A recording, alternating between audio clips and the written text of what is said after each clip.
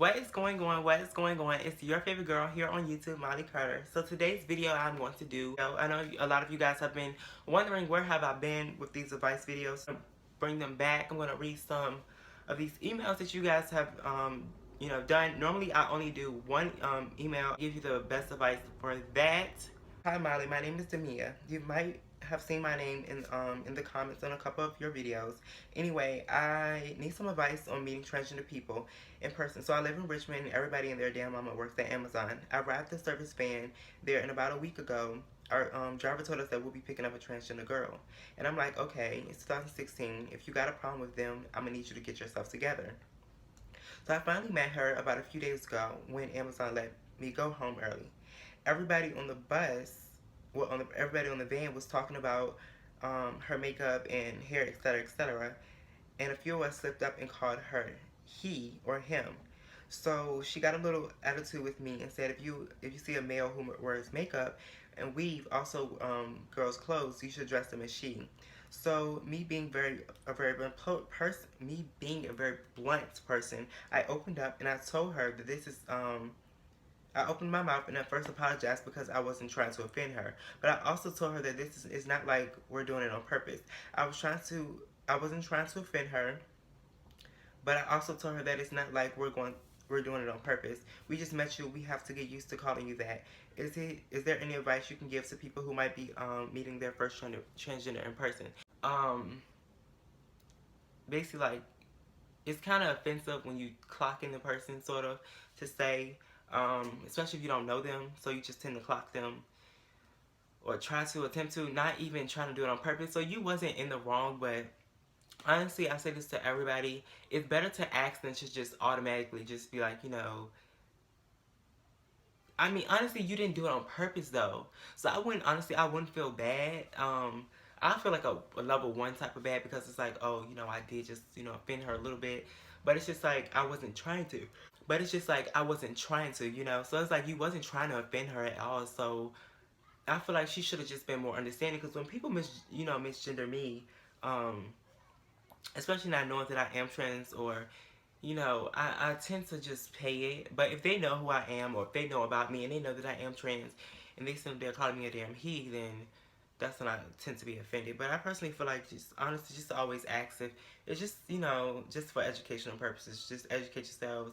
It's like honestly sometimes you don't know because for them to say, well for her to say, if you see a person dressed, who wears makeup, a male who wears makeup or weave, also girls' clothes should dress them as she. No, you shouldn't because some people are just androgynous and some people just like, some guys just like to wear weave, or some just guys just like to wear makeup. Like, you don't call them a she because they may get offended.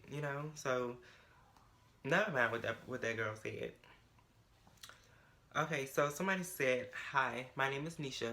I know this may be weird and seem weird, and look weird. LOL, but I really wanted to reach out to you for more advice about this YouTube vlogging. I'm not asking to collab because I actually haven't been vlogging for very long and don't have much content out and I'm not going to waste your time. Thank you. But I have been following your videos for a while now and your videos, um, and I love your videos. Thank you. I admire that you were able to make yourself into something and you're still working and building yourself. Thank you for acknowledging that. I wanted to ask for advice, okay? Vlogging has always been something I love doing, and although I'm not a beauty guru per se, not a comedian or not a hair slayer, I guess you can have a little bit of each of those in me. I have a little bit of each of those in me. I can slay a hairstyle, I can be the face, and I can make someone up by just simply being myself. I just want to know what I could do to be able to make it in the YouTube world. I also know, all I know how to do is to be myself, which I know is the best quality. Definitely, like, seems like you don't need advice. Just keep doing what you're doing, to be honest. Be yourself. Whatever you feel that you want to do on YouTube, do it. Like, if one day, like me personally, one day, I want to do a makeup video. Some days I want to do a makeup tutorial because they're paying me. But love around the fact that like I love doing makeup tutorials because people ask about my hair, so I do makeup tutorial videos.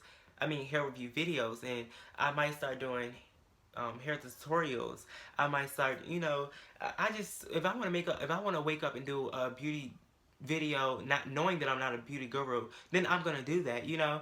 So it's more to say, like, if just be yourself. You don't have to. That's the thing about my channel. It's not forced, you know. My channel is not something that it's just like, oh my god, you're only here for story times for me. Like, oh my god, like, you can get so many different things from my channel. You never know. Like, today I released a visual, and I hope you guys have checked that out.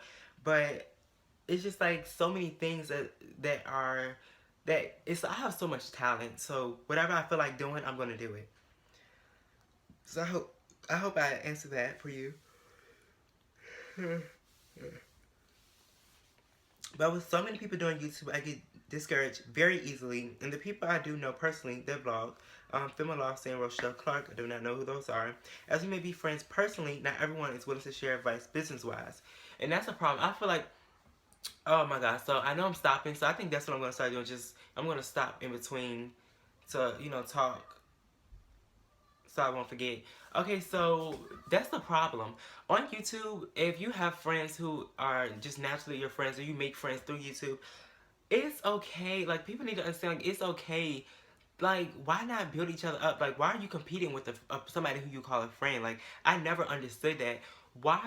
Like, honestly, why are you competing with somebody that you call a friend? Like, me and KCK official, if you guys don't know her, and, you know, Ken, and, you know, Sky gives me tips sometimes. Like, it's just like, if I need help, honestly, like, I will go to these people. Or, you know, if, you know, Kenise got a question about something, like, she'll ask me, like, and it's just like, we're genuinely friends, like, you know, outside of this YouTube world. So I just feel like, why is the need for shade and jade? Like, it's, why, that's what I can't stand, like, especially, I'm not even gonna turn this into a race thing, but, like, that's the problem. Like, people never want to try to help and build each other up. Like, why are we always trying to tear each other down? Like, it's bad enough it's so hard to make it in this YouTube world, bitch.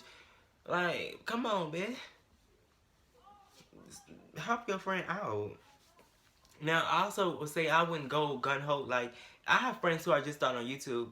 And do I give them all of my tips? Like, I give them tips, but I'm not going to sit here and say, like, oh my god, like, we're going to do a collab. No, you have to go through the trial and error like everybody else have. Like, and I think those people who have it so easily to just, when their friends just like, here, boom, you know, hey, you know, go shout out my friend, go subscribe to him. Like, no, because I'm not gonna, it all falls down to me. Like, I'm not gonna collab with someone, even though I have in the past, whose content is horrible.